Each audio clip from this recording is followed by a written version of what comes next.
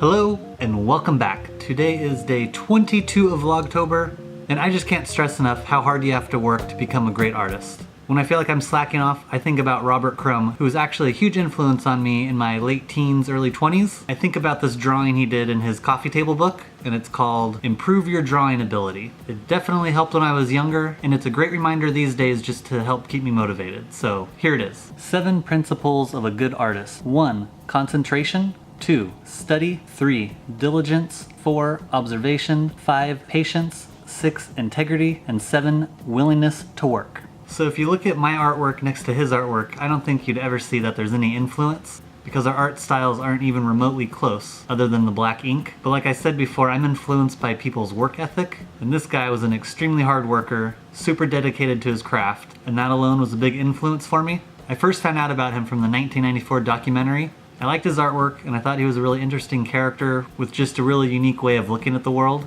So if you haven't seen it, I highly recommend it. I couldn't find it on Netflix, but I did see it for rent on Amazon and in iTunes, so you can check it out there. Other than his work ethic, another thing that was a huge influence for me was I learned about the rapidograph pen from him. Before I knew about the rapidograph, I was using microns and Sharpies and just some other random pens. But when I discovered what pen he was using for his artwork, I knew I had to try it out. And when I did, it was the only pen I used for years after. In fact, in the video with all my sketchbooks, most of the black ink in those drawings was all done with this rapidograph pen, which I never would have known about if it wasn't for Crumb. Now that I think about it, if I hadn't discovered that I could dip a paintbrush into a jar of ink, I'd probably be making a lot less paintings and I'd still be drawing in sketchbooks with the rapidograph because I love them so much. Anyway, I just wanted to talk about him for a minute because he was a huge influence, and if you haven't heard about him, hopefully you find him as fascinating as I did and maybe learn something from him. But the main point is, I can't say enough how much work and dedication it takes to become a great artist. And I love the 7 principles he came up with because they're incredibly helpful, it's really insightful, and when it comes from somebody whose art you really respect, then I think you know you can trust it